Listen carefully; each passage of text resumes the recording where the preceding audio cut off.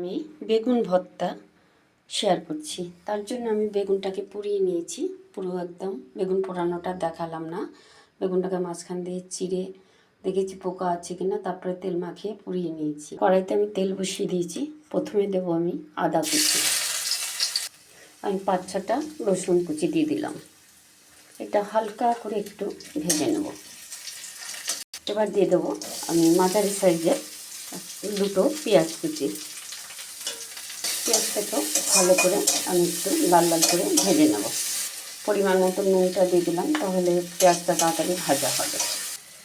এবার আমি মাঝারি সাইজের একটা টমেটো কেটে রেখেছি। টমেটোটা যতক্ষণ না মিশে যাবে ততক্ষণ আমাকে নাড়াচাড়া করে নিই।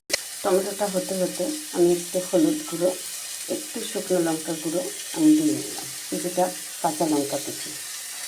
মশলাটা দিয়ে বেশ তেল ছেড়ে দিয়েছে। এবার আমি বেগুনটা দিয়ে দিলাম। দিয়ে এবার বেগুনটা ভালো করে মশলার সাথে আমি মিশিয়ে নেব।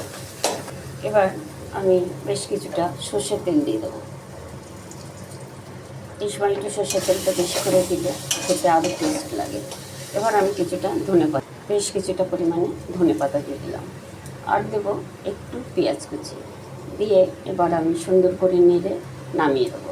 আর একটুখানি কাঁচা লঙ্কা, বেশি ঝাল হয়ে গেছে জন্য আরও বেশি কাঁচা লঙ্কা দিলাম না। বেগুন ভর্তা হয়ে গেছে, এবার আমি নামিয়ে নেব।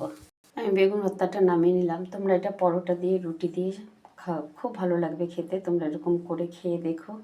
আমার চ্যানেলটাকে সাবস্ক্রাইব করো, লাইক করো, শেয়ার করো। আজকে রাখছি, আবার কালকে অন্য কোনো রেসিপি নিয়ে তোমাদের সামনে আসবো। টাটা।